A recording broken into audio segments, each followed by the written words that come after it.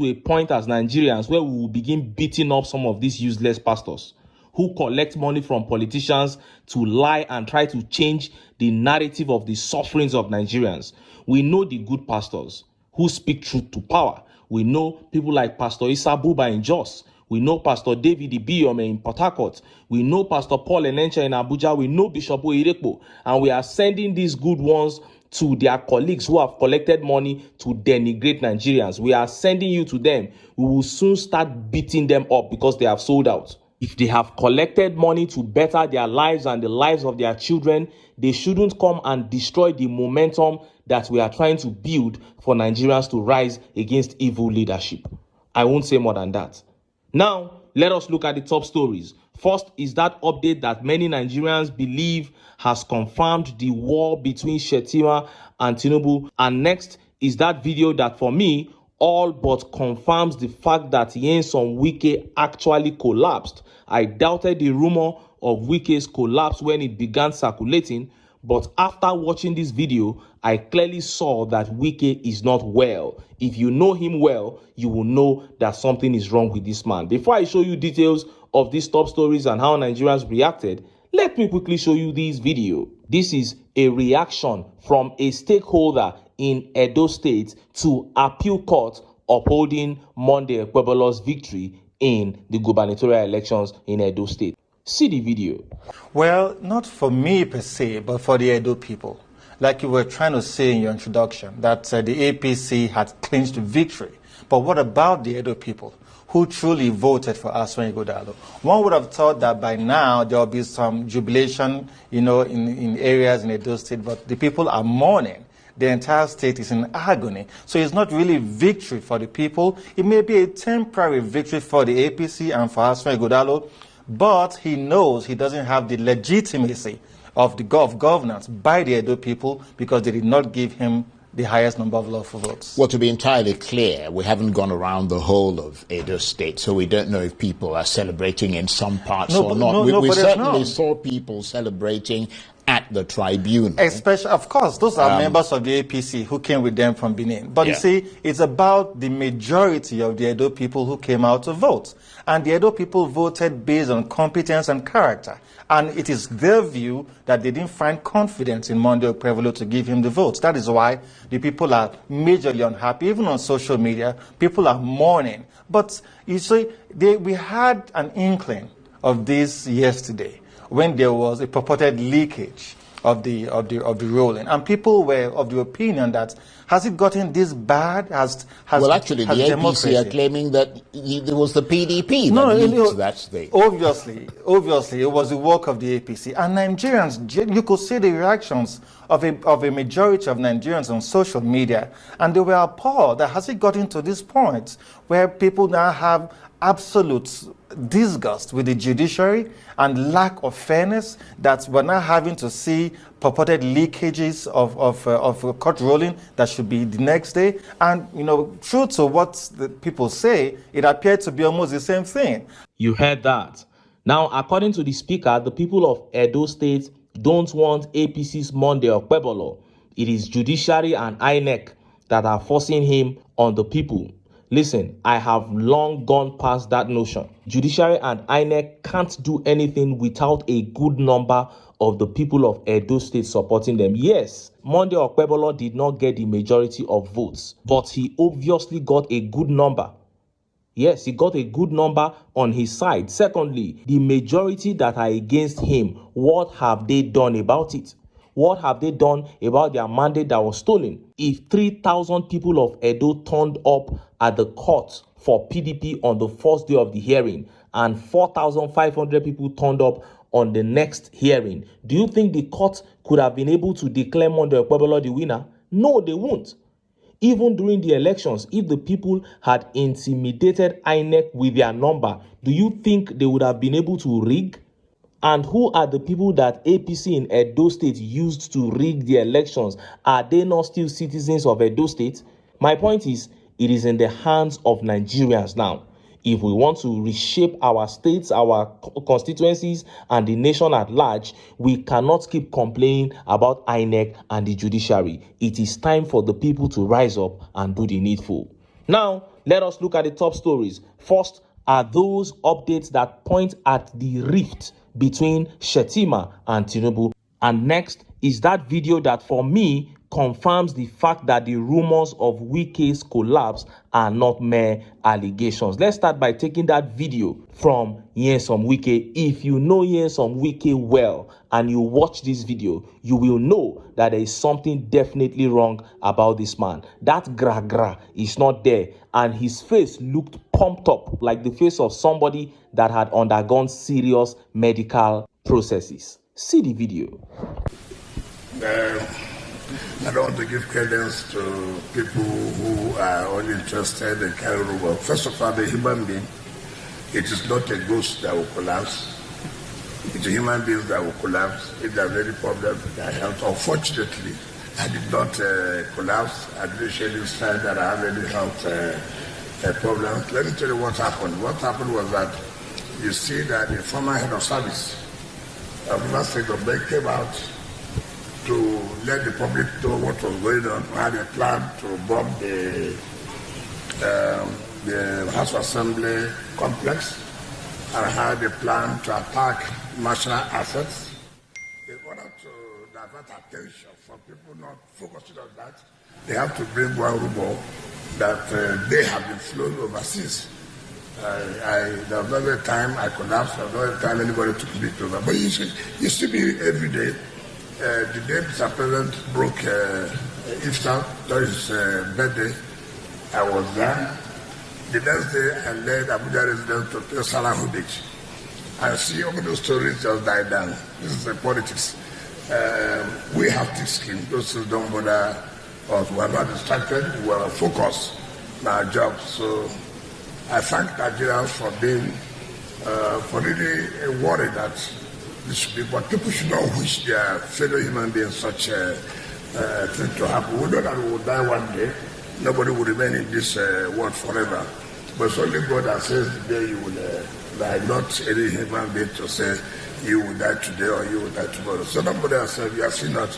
I'm very happy that most of them will. I will write their condolence letter. I can assure you that I will write their condolence letters. So there's nothing like that. Thank you very much. You saw that. And reacting to that video, Ayogu here says, "Are you journalists daft? Can't you see that this man is sick? God have mercy." I am telling you, watching that video from the beginning to the end, that was all I saw. The man is clearly not in good shape. And Sammy Young here says, "Bros, you already said it. What is the big deal about someone collapsing? You collapsed, but thank God you are back to life. I'm not thanking God." And this tweet here says, "Wike we know they waste time to give people woto. He can't reach this one. He can't wait till now to respond." Something happened from what I am saying, because initially I shied away from that update because it didn't come from reliable sources. But from what I am seeing physically in this video, something terrible actually happened or is still happening to this Wike. Because I have watched and listened to Wike so much that even if you wake me up from sleep, I can tell a Wike that is okay and one that is not. The last time I saw Wike speaking like this was when another rumor of him being sick circulated sometime last year. He also came out to deny it. And he was also this humble when he spoke about how he was poisoned while in Rivers State government house and he had to be rushed abroad. But whatever be the case, Wike is not well. And the worst is Nigerians wish him the worst. I've not seen anybody that is praying for him. He is out there saying you shouldn't wish your fellow human beings death. But you, Wike, you go beyond wishing people death. You actually take people's lives. And Nigerians ultimately wish the worst for you. And just as Nigerians were yet reacting to that, those updates that confirm the rift and the war between Shettima and TINUBU began making the rounds. Let's take the reports. Now, TINUBU recently left Nigeria for France, and there were reports that once again he refused to hand over power to Shettima while leaving Nigeria. And less than 24 hours after he left, we saw this video.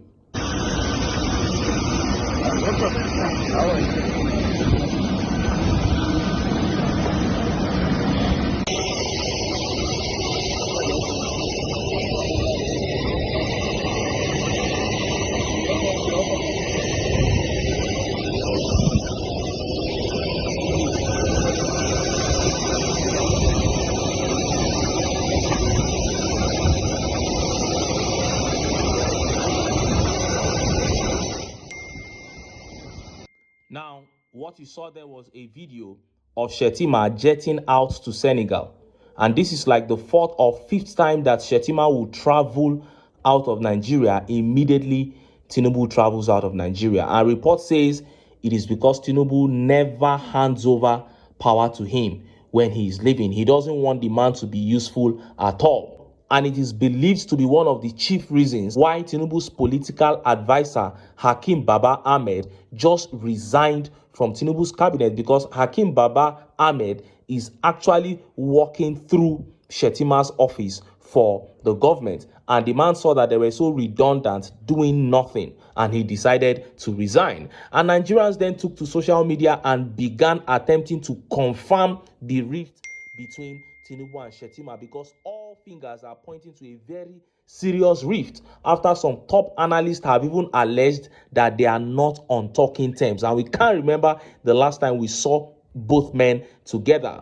But the final confirmation came when APC came out to debunk it. Look at this. There is no rift between TINUBU and Kashim Shettima, APC. Now, from the beginning of this administration to this very moment, there is nothing that this regime has debunked that has not turned out to be true.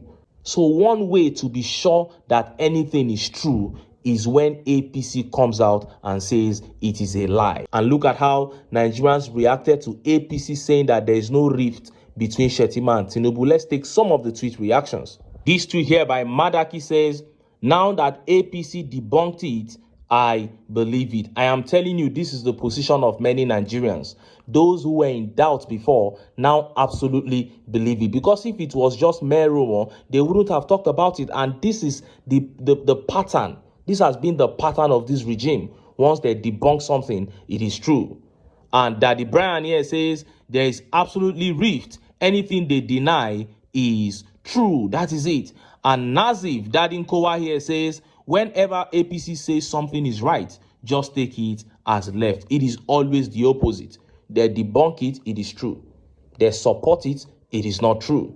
And Osho here says, "They want to tell the people what they see is not what they see. Isn't it obvious to every and sundry that he has been relegated to the background? He said Oshibajo should sell ice cream. I guess they've sent him to sell tea." And this tweet here by Biola says, "Once they deny something, believe there is something." That is exactly how those people are. Richard here says, "When they start defending, know that there is rift." What more can I say? The rift is real. They came together to grab power for the wrong reasons. In fact, the entire APC came together for the wrong reasons. So chaos is inevitable. I remember how optimistic Shettima was about his role in this government. He said the city boy, that is TINUBU, would handle the economy, while I, Shettima, would handle security. And I remember many TINUBU supporters then kicking against that statement. They said, "Shettima, you are not the commander-in-chief of armed forces. How can you be the one handling security?" Now, both security and economy, Shettima no see anyone handle again. And now I know absolutely why TINUBU built him a 21 billion naira mansion. He gave him a place where he can comfortably relax himself, since he wouldn't be doing anything in this regime. So for those of you who ask what would have Obi done differently, this is another one. Peter Obi cannot have a redundant VP. In one day, I tell you, he and his VP will be in two different states overseeing the progress of their initiatives. They will never both leave the country at the same time. It is impossible. But under the APC, anything goes. And I want to speak once again on the resignation of TINUBU's political advisor, the former spokesperson of Northern Elders Forum, Hakim Baba Ahmed. Of course, you know he's Yusuf Dati's elder brother. That man's resignation is a strong indication that Northern Nigeria has totally fallen out with this administration. So it is time for the opposition to put themselves together, move in, and make this coalition happen. The sacking of Labour Party chairman Julius Abure, the good news for the Labour Party. The caretaker chairman is now very well in place. And when they hold their national convention, of course, they will now have a permanent chairman. So let things begin to fall in place for those of us who are giving Nigeria the very last chance, because many Nigerians have given up on all these. They don't want to hear anything about Nigerian politics anymore, but there are still some of us that are giving it the very last chance in 2027 to see if Nigerians can come together and do the right thing, having passed through hell in the hands of APC for 12 years. By then it will be 12 years. So we'll see how Nigerians are going to react to that.